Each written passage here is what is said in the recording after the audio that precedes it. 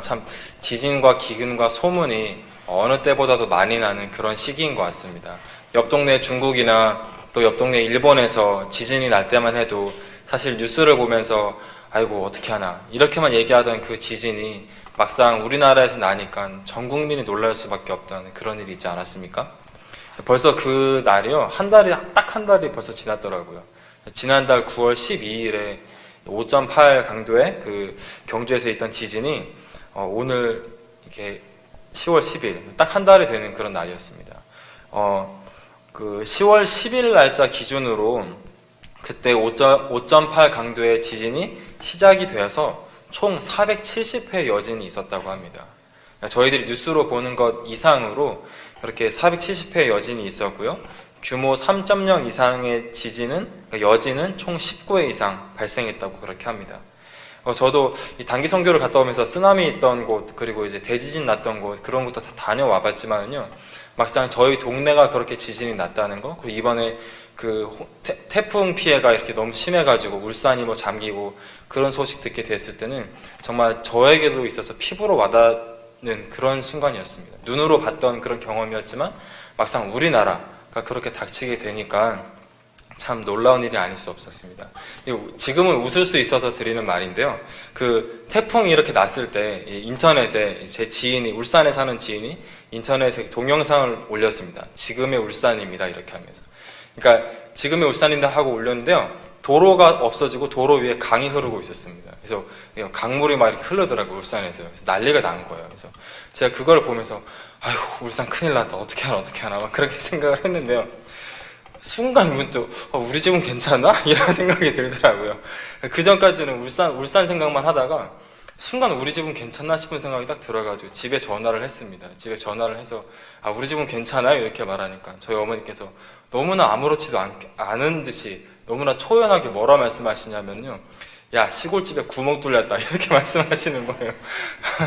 그래서 태풍이 이렇게 불고 지나가면서 시골 이제 할머니 댁 그 천장에 그 스레트 지붕을 치고 지나갔나 봐요. 그래서 그 주방에 있는 지붕에 구멍이 뚫려가지고 비 떨어지고 흙 떨어지고 했다고 사진을 보내주시는 거예요. 저도 그때서야 그걸 보고서 깜짝 놀라가지고 할머니 괜찮으시냐 뭐냐 막 이렇게 얘기했는데 어머니께서는 아무렇지도 않은 듯이 괜찮다 이렇게 하시더라고요. 저희가 막상 어떠한 유비무환이라고 하죠. 어떠한 일이 닥칠지도 모른다라고 말을 듣지만 막상 그 일을 준비하는 거는 쉽지 않은 일인 것 같습니다. 2011년에 일본에 대지진이 나고 그 원전이 유출되는 사고가 났을 때에도 이미 우리나라도 위험하다라는 말이 있었습니다. 하지만 글쎄요, 우리나라가 과연 대처를 했을까요? 저는 아니었을 거라고 생각을 합니다. 그런데 막상 이렇게 닥치게 되고 나자 이제는 준비를 하고 있는 우리들의 모습을 보게 되죠. 지난번 말씀은 에스라서 1장부터 6장까지의 전반전이 종료가 되는 그런 에스라서의 말씀을 말씀드렸습니다. 오늘 같이 나누게 되는 에스라 7장부터 10장까지의 말씀은 에스라서의 후반부에 시작하는, 에스라서의 후반전에 시작하는 그런 본문의 말씀입니다. 전반전에 있던 말씀은요, 말씀의 예언 성취와 1차 포로 귀환 자들이 하나님의 예루살렘 성전을 건축하는 이야기가 적혀 있었습니다. 우리가 함께 그런 말씀의 은혜를 나눠왔었는데요. 이 후반전이라고 할 수 있는 이 에스라서 7장부터의 이야기는 에스라를 지도자로 한, 에스라를 리더로 한 2차 귀환과 더불어서 유다 공동체를 건설하는 그런 이야기가 주를 이룹니다. 그 경주 지진 때 뉴스 기사 중에 많은 화두가 되었던 것은 첨성대였습니다. 1370여 년이 지나도록 보존되어 왔던 이 첨성대가 그 지진에 취약해서 무너졌을 것이다 라고 다들 걱정을 했었는데 막상 지진이 나고 나니까 그 첨성대가 약간 틈이 벌어지고 기울기만 했지 너무나 이제 안전했던 것입니다. 그러면서 화두가 됐죠. 이 첨성대에는 내진 설계가 되어 있었다. 그 옛날의 선조들의 지혜다. 이렇게 하면서 막 그런 말들이 있었습니다. 특징이요, 이게 층이 몇 층인지 정확하게 모르겠는데 12단 아래까지가 이 흙으로 꽉 채워가지고 지진이 났을 경우에 이렇게 그걸 견디게 되도록 이렇게 했다고 합니다. 그래서 흙이 이렇게 가득 채워져서 그 축조 시 무너지는 위험성을 낮춰놨다라고 이렇게 말을 한다고 합니다. 이 에스라는 오늘 우리가 읽었던 에스라서 7장 1절에서부터 10절까지의 말씀은 특별히 에스라에 대해서 소개를 해주고 있는 그런 본문의 말씀입니다. 근데 저는 에스라를 이렇게 표현하고 싶습니다. 공든탑을 건설하는 사람, 공든탑을 건축하던 사람이 이 에스라라고 저는 표현을 하고 싶습니다. 오늘 말씀의 제목을 후반전 하나님 나라 공들이기라는 제목의 말씀으로 은혜를 나누고자 합니다. 잘 축조되었던 첨성대처럼 공들여서 세운 탑은 좀처럼 무너지지 않습니다. 우리 옛말에도 이르듯이 공든 탑이 무너지라 라는 말이 있는 것처럼 공들여 세워가는 하나님 나라, 공들여 세워가는 하나님의 몸, 공들여 세워가는 하나님의 교회는 좀처럼 나약해지지 않습니다. 공들여 세워가는 성도의 삶과 교회는 강도 5.8 지진 같은 어려움에도 좀처럼 무너지지 않게 될 것입니다. 그 말씀의 은혜를 함께 나눠보고자 합니다. 이 에스라는 예루살렘 성전이 건축된 지 약 60년 정도 지난 다음의 인물입니다. 그러니까 오늘 본문의 말씀이 에스라서 6장에서부터 대략 60년이라고 하는 시간의 공백이 있습니다.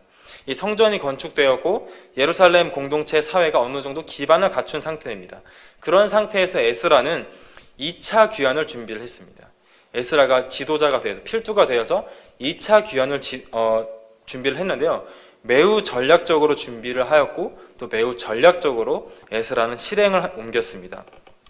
성전 완공이 된 지 60년이 지난 다음에 그 이스라엘에, 그 예루살렘에 무엇이 필요할까를 아마 에스라는 정말 고심하고 고민하고 그것을 치밀하게 계획해 왔던 것 같습니다. 특별히 에스라가 치밀하게 준비했던 것은 크게는 두 가지고요.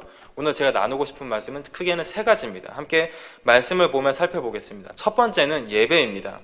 에스라는 이스라엘의 예배를 준비하기 위해서 치밀하게 그러니까 이스라엘의 예배, 예루살렘에서 드려지는 예배를 준비하기 위해서 치밀하게 계획을 세우게 됩니다. 7절 말씀 우리 함께 읽겠습니다. 7절입니다. 시작. 아닥사스다 왕 제7년에 이스라엘 자손과 레위 사람들과 노래하는 자들과 문지기들과 느디님 사람들 중에 몇 사람이 예루살렘으로 올라올 때에. 아멘. 이 지금 7절에 언급되고 있는 이 사람들을 보십시오. 제사장들과 레위 사람들과 노래하는 자들과 문지기들과 느디님 사람들이 올라왔다라고 표현하고 있습니다. 이 사람들의 공통적인 특징은 무엇이냐면요, 하나님의 성전을 위해서 봉사하는 사람들입니다. 문지기라고 말하는 것은 성전의 문지기를 말하고요, 느디님 사람들은 그 물건 옮기는 사람들, 기타 등등의 사람들을 언급하고 있습니다. 에스라가 예루살렘 귀환을 준비하면서 치밀하게 계획했던 것 한 가지는 뭐냐면, 이스라엘에서 드려지고 있는 예배를 좀 더 정교하고 잘 드리기 위해서 필요한 사람들을 모았습니다. 그리고 그 필요한 사람들을 모아서 함께 데리고 가게 됩니다. 제가 초반에 에스라서 말씀 나눌 때 얘기 나눴던 것처럼 바벨론 포로가 귀환할 때 모든 이스라엘이 귀환한 것이 아니었습니다. 그 중에서 마음이 동한 자, 뜻이 있는 자들이 예루살렘으로 돌아갔었습니다. 마찬가지입니다. 지금 60년이 더해져서 오래된 시간이 지난 다음에 2차 귀환은 많은 사람들이 돌아가지 않았습니다. 하지만 그들 중에 상당수가, 돌아온 사람들 중에 상당수는 레위 자손들, 제사장들, 예배를 위하여서 봉사하는 속된 말로 교회 직원들이었던 것입니다. 이 사람들을 에스라가 데리고 갑니다. 데려와서 뭘 했을까요? 예루살렘에서 예배를 세우는 것이죠.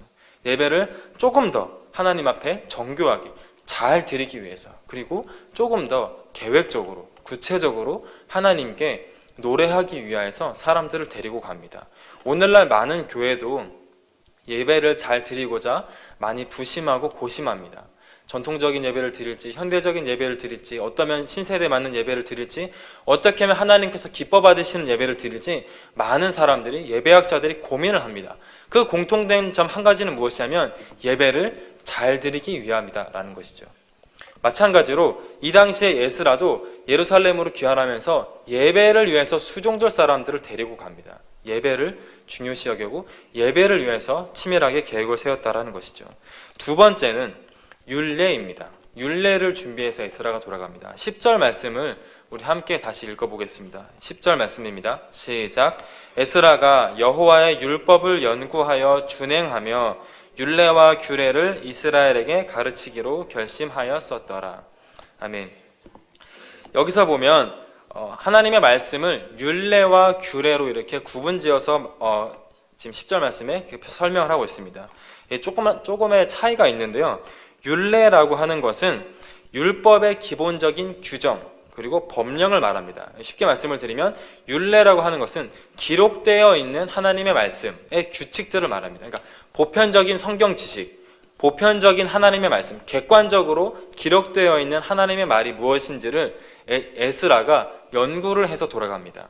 무슨 의미냐면 하나님의 말씀에 입각한 공동체를 세우기 위해서 하나님의 말씀, 율법, 여호와의 율법을 이스라엘 공동체의 법으로 세우고 규범으로 세우고 그래서 이거대로 살아가고자 하는 원칙을 세우기 위해서 율례라는 것을 연구하여서 에스라가 돌아갑니다. 요시야 시대의 왕, 요시야 왕이 요시야 왕 18년에 솔로몬 성전을 수리하는 일이 있습니다. 열왕기 하에 보면 있는데요. 그 솔로몬 성전을 수리할 때 우연찮게 수리하는 중에 여호와의 율법책을 발견하였다고 합니다. 이게 통탄할 일인 것이죠. 이스라엘 민족, 하나님의 말씀대로 살아왔다라고 하는 이스라엘 민족이요, 율법책을 어디에 처박아뒀는지 몰랐던 거예요. 그래서 성전 내부 공사를 하다가 하나님의 율법, 서기관이 기록해놨다, 복사에 베껴놨던 하나님의 율법책을 그제서야 발견하고서 요시야 왕이 제사장 사반을 시켜서 읽어보라라고 이렇게 명령을 합니다. 그리고 제사장이 요시야 왕 앞에서 성경책을 읽습니다. 그냥 읽는 거예요. 풀이를 하는 게 아니고 그냥 구절을 그대로 읽었어요. 그런데 요시야가 그 성경 구절 내용을 듣고서 회개를 하고 울고 금식을 선포합니다. 그러면서 이렇게 고백을 하죠. 너희는 가서, 제사장들에게 너희는 가서 나와 백성과 온 유다를 위하여 이 발견한 책의 말씀에 대하여 여호와께 물으라.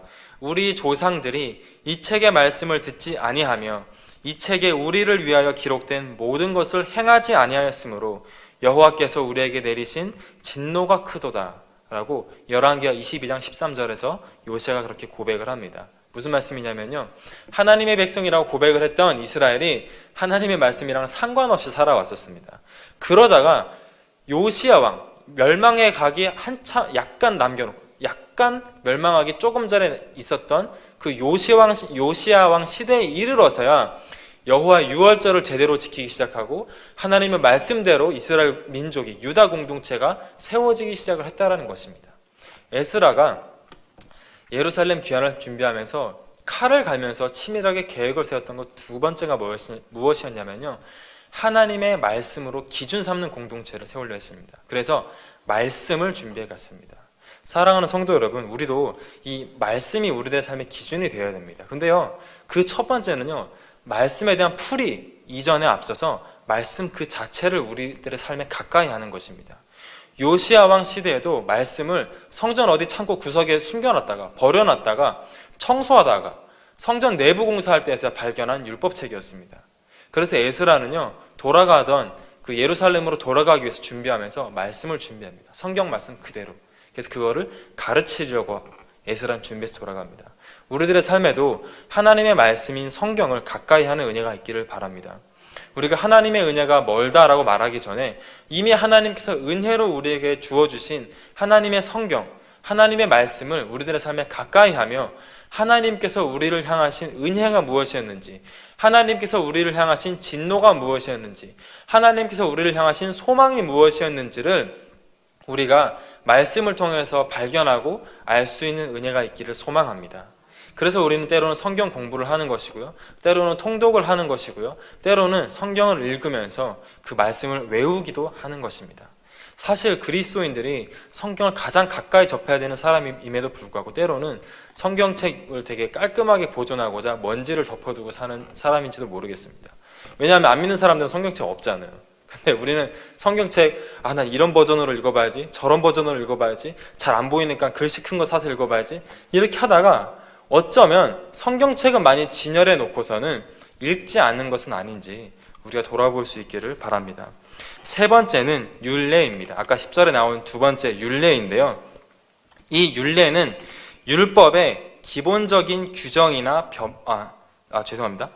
규례입니다. 규례인데요, 이 규례는 관습과 권위에 의해서 결정된 의무와 권리를 규례라고 한다라고 이렇게 성경학자들은 말합니다.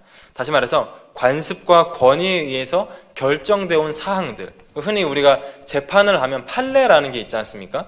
그런 것처럼 규례라는 것은 이 말씀을 하나님의, 그러니까 율례였던 하나님의 말씀을 우리가 실제로 적용하고 지키고 살아가면서 해석해 온 것들, 해석해 나가는 것들을 규례라고 합니다. 그래서 에스라는 율례와 규례를 준비해서 이스라엘 공동체를 향해 갑니다.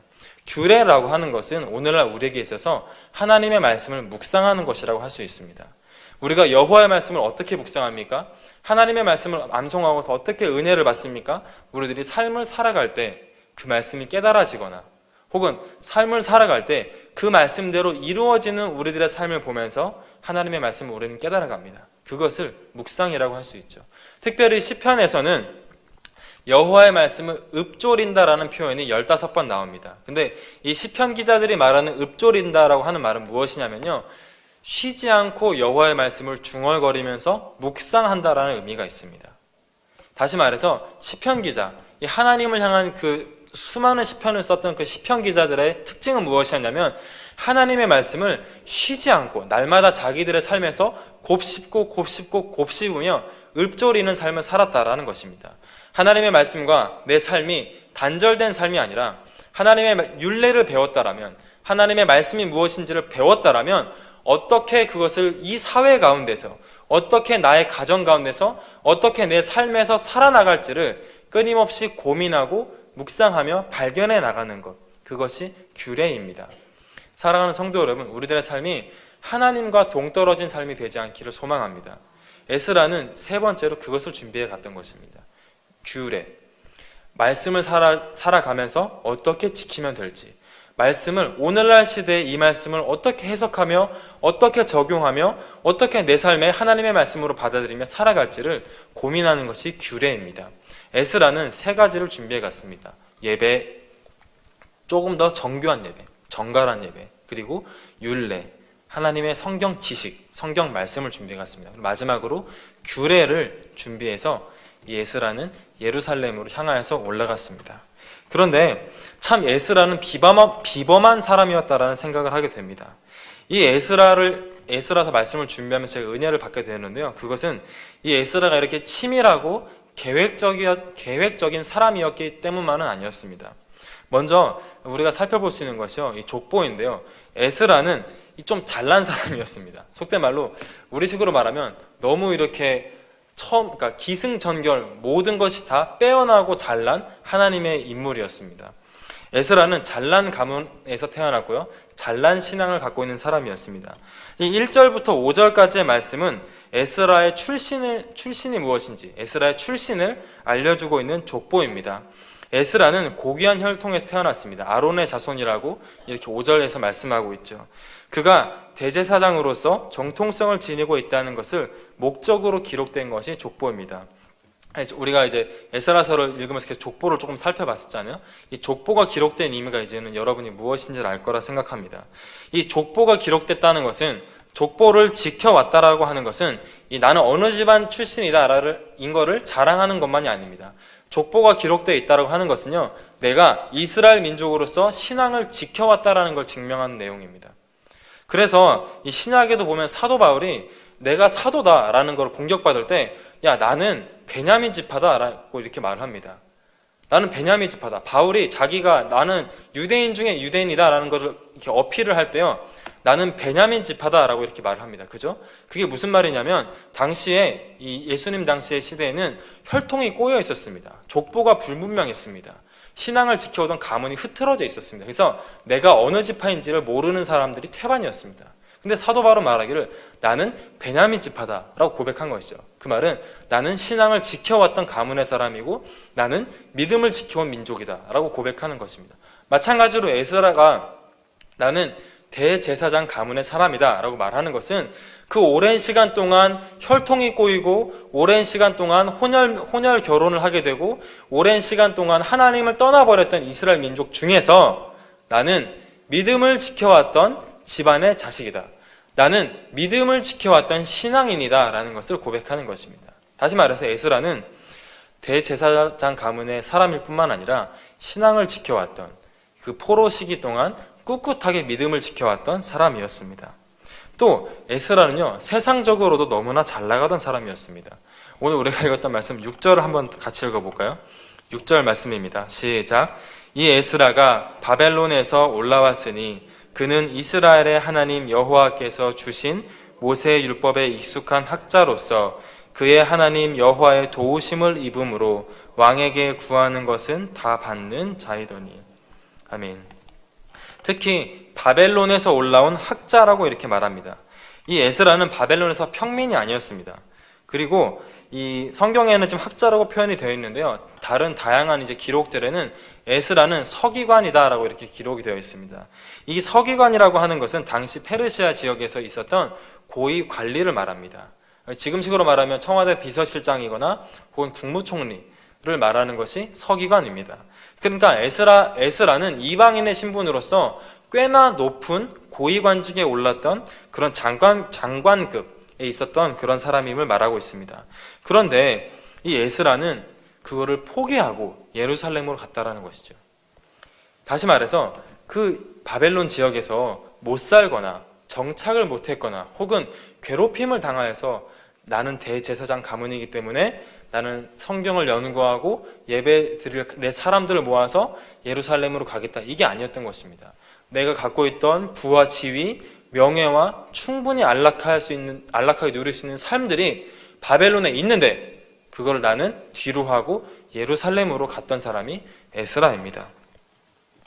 10절 말씀에 그 이유를 말하고 있죠. 에스라가 예루살렘으로 돌아가는 이유를 에스라 스스로가 이렇게 고백을 합니다. 에스라가 여호와의 율법을 연구하여 준행하며 율례와 규례를 이스라엘에게 가르치기로 결심하였었더라 라고 말합니다. 세상이라고 볼 수 있는 바벨론에서 에스라는 부와 명예, 사람이 누리고 싶은 것들을 거의 다 누렸던 것 같습니다. 그런데 그 누리고 있는 그곳에서 에스라가 마음속 깊이 품으며 칼을 갈고 마음속 깊이 고대하며 비전을 품었던 것은 바벨론에서의 안락한 삶이 아니라 한 번도 가본 적 없는 60여 년 동안 소리와 소문만 들었던 그 예루살렘이라고 하는 곳에 가서 내 동포 이스라엘 민족에게 하나님의 말씀을 제대로 가르쳐 주겠다. 내 동포 이스라엘 공동체가 드리고 있는 그 공동체에서 예배를 바르게 세우겠다. 내 동포 이스라엘 민족이 억압받고 괴롭힘 당하고 있는 그 황무지 예루살렘에 가서 하나님께서 원하시는 규례와 규범을 세우겠다라고 에스라는 비전을 품고 살았던 것입니다. 사랑하는 성도 여러분, 이 에스라가 속된 말로 이 예루살렘까지 가기에는 그 당시에 낙타 타고서 5개월 동안 걸리는 거리입니다. 미국에서 선교사님들이 조선시대 우리나라 배 타고 오기까지도 3개월이면 왔습니다. 근데 에스라는 5개월이 걸려서 이 예루살렘으로 갔다고 합니다. 상당히 먼 거리인 것이죠. 그런데 에스라가 그 하나님의 비전, 이스라엘 공동체, 내 동포 민족에게 예배와 말씀을 바르게 가르치겠다라는 그 비전을 품고서 모든 것을 뒤로 하고 그곳으로 향하는 것은 참 대단하고 멋진 사람이 아닌가라고 저는 생각하게 됩니다. 사랑하는 성도 여러분, 예수님 믿으십니까? 우리 모두 예수님을 믿지 않습니까? 근데 그렇다면 우리가 하나님의 나라를 기대하고 사십니까? 우리가 정말 하나님을 만나기를, 하나님 나라에 들어가기를, 하나님 나라에 우리가 속히 들어가서 그 주님의 품에 안기기를 혹시나 사모하고 계십니까? 에스라는 그랬다라는 것이죠. 누리는 것 다 뒤로 하고서요, 그 하나님 나라라고 볼 수 있는 예루살렘에 에스라는 가고자 모든 것을 뒤로 하였습니다. 모든 것을 뒤로 하고 에스라가 바라봤던 것은 황무지 예루살렘 공동체에 있는 하나님 나라였습니다. 보이기에는 볼품없고 건축되어 있는 성전도 볼품없고 자기 동포들이 살아가고 있는 삶도 그다지 만족스럽지 않았던 삶이겠지만 에스라가 바라봤던 것은 그곳에 임하신 하나님 나라, 그곳에 가고자 에스라는 칼을 갈고 자신의 일생 동안 말씀을 준비하는 율법학자로 살아갔던 것입니다. 어떻게 이것이 가능했을까요? 어떻게 이것이 가능할까요? 에스라만 이것이 가능한 걸까요? 에스라만 특별하게 대제사장 가문에서 믿음을 지켜왔기 때문에 가능한 것일까요? 그렇다면 하나님께서 성경으로 기록하지 않으셨겠죠. 저는 그렇게 생각합니다. 에스라가 다른 구차한 것 다 뒤로 하고요, 에스라가 하나님을 더 더 사랑했기 때문이라고 생각합니다. 하나님 나라를 이 세상의 것보다 더 사랑했기 때문이라고 생각합니다. 세상의 것을 사랑하지 않고 하나님을 사랑했기 때문이다, 이거 아닙니다. 세상의 것도 사랑했죠. 만족했죠. 누렸죠. 감사했죠. 하지만 이것보다 하나님 나라를 더 사랑했다라고 저는 그렇게 말씀드리고 싶습니다. 6절 말씀에 보면 그런 것을 우리가 추론해 볼 수 있습니다. 6절 말씀은 에스라 이렇게 고백합니다. 그의 하나님 여호와의 도우심을 입음으로 왕에게 구하는 것은 다 받는 자이더니. 에스라는 단순히 고위공직자가 아니라요, 왕의 총애를 받고 있던, 그러니까 총망받던 그런 고위공직자였습니다. 그런데 그의 의견을 왕은 다 들어주는 사람이라고 지금 성경은 기록하고 있습니다. 에스라는 여기서 내가 잘났기 때문이다, 내가 일을 잘했기 때문이다, 내가 아부를 잘했기 때문이다, 내가 줄을 잘 섰기 때문이다, 이렇게 말하지 않습니다. 에스라는 이렇게 기록을 하고 있는 것이죠. 그가 하는 일을 여호와께서 다 도와줬기 때문이다라고. 하나님이 그렇게 해주셨다라고 고백하는 것입니다. 명예욕에 취해 있는 사람은 내가 잘 될 때 내가 잘 됐기 때문이라고 생각합니다. 재물에 눈이 멀어 있는 사람은 내가 돈이 많기 때문에 내 주변에 사람들이 모여들고 내가 인정을 받는다라고 생각하기 마련입니다. 내가 사람에게 인정받고 싶어하는 사람은 내가 조금 더 남들보다 잘났기 때문에 이런 일들이 가능했었다라고 마음속으로 고백하기 마련입니다. 그런데 에스라는 다르게 고백한 것이죠. 왕께 구하는 것은 뭐든지 왕이 다 들어주는 사람이었다라고 하는 에스라가 고백하기를 그것은 다 여호와께서 도와주셨다라고 지금 성경은 고백하고 있는 것입니다. 뿐만 아닙니다. 낙타 타고 5개월 동안 여행을 했습니다. 그 황무지를 거쳐서요, 온갖 좋은 것 먹고 좋은 것 입고 잘 살고 있던 에스라가 그 황무지 5개월이라는 시간을 허비하면서 예루살렘에 다다르게 됩니다. 누가 그 사서 고생을 하겠습니까? 하나님 나라를 더 사모하는 자 아닐까요? 내 자존심을 더 사랑하는 사람은 하나님께서 하셨다는 고백이 마음에서 나오기 어렵습니다. 내 능력을 더 사랑하는 사람은 하나님의 은혜라는 고백을 할 수가 없습니다. 그러나 하나님을 더 사랑하는 사람은 내가 고위직에 있다 하더라도 그것에 미련이 없기 마련입니다. 돈을 더 많이 벌게 된다 하더라도 그것은 하나님이 주셨다라고 고백하게 됩니다. 사람들이 인정과 인기를 누리게 되는 것도 하나님께서 다 나를 쓰셨기 때문이다라고 겸손해질 수 있는 것이 하나님을 더 사랑하는 사람들의 특징인 것입니다. 더 나아가서는 이러한 것들에 연연해하지 않고 살아갈 수 있는 것이죠. 우리의 마음이 하나님과 하나님을 만나는 나라에 하나님 나라에 들어가는 것에 더 마음이 가고 더 애정이 가는 삶을 살고 있다라면 우리 역시 이 세상의 것에 크게 연연해하지 않으며 살아갈 수 있게 될 줄을 믿습니다. 우리의 마음이 하나님 나라와 그 나라를 준비하는 삶에 관심이 있다라면 우리들이 먹고 사는 것에 관심을 두는 것이 아니라 어떻게 하면 하나님 나라를 위해서 내가 준비될 수 있을까? 에스라처럼 치밀하게 우리 인생의 후반전을 준비할 것이라고 저는 생각합니다. 히브리서 11장 15절에서 16절 말씀에서도 이렇게 말합니다. 그들이 낳은 바 본향을 사모하니 본향을 생각하였었다라면 돌아갈 기회가 있으려니와 이제는 그들이 더 나은 본향을 사모하니 곧 하늘에 있는 것이라.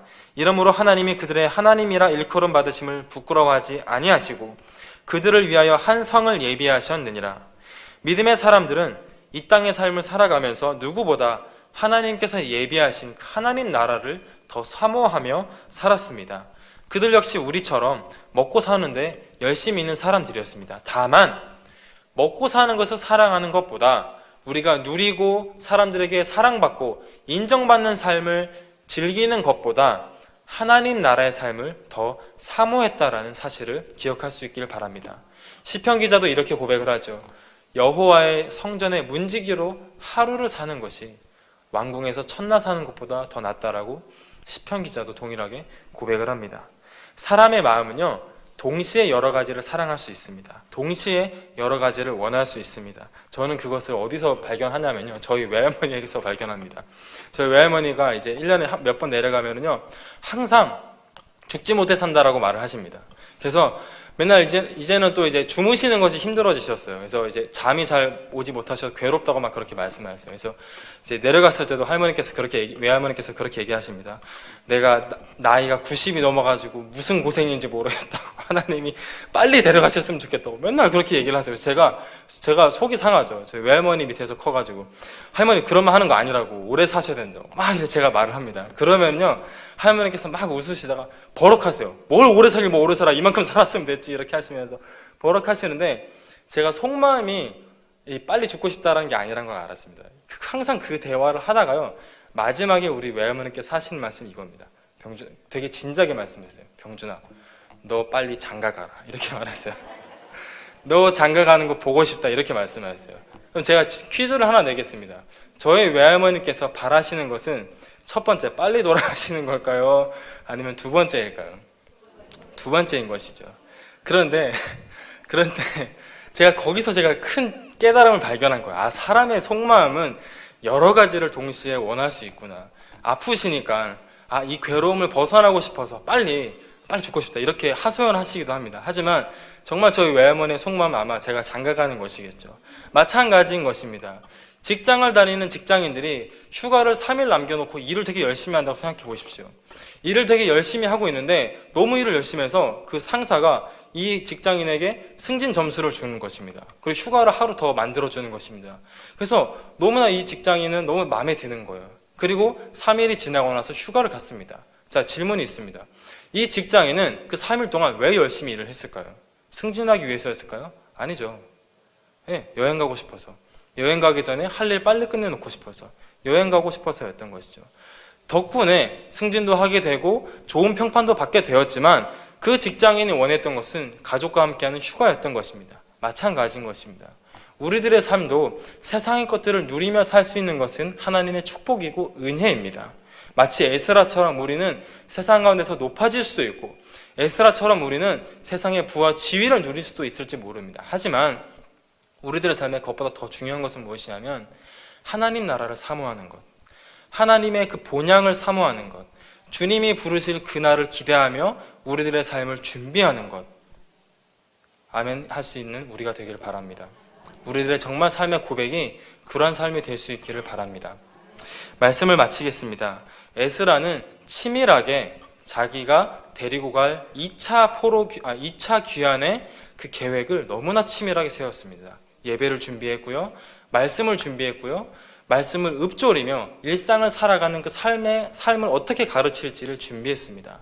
사랑하는 성도 여러분, 우리들도 육신으로 살다가 죽고 나면 2차전이 시작이 됩니다. 우리들은 2차전을 어떻게 준비하시렵니까?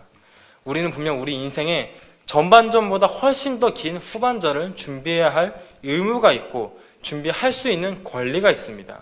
그렇다면 오늘 하루를 살아갈 때 우리 역시 에스라처럼 치밀하게 준비할 수 있는 은혜가 있길 바랍니다. 우리들의 삶을 준비할 때 하나님께서 우리들 가운데 동일한 은혜 부어주실 줄을 믿습니다. 이 시간 함께 기도하도록 하겠습니다.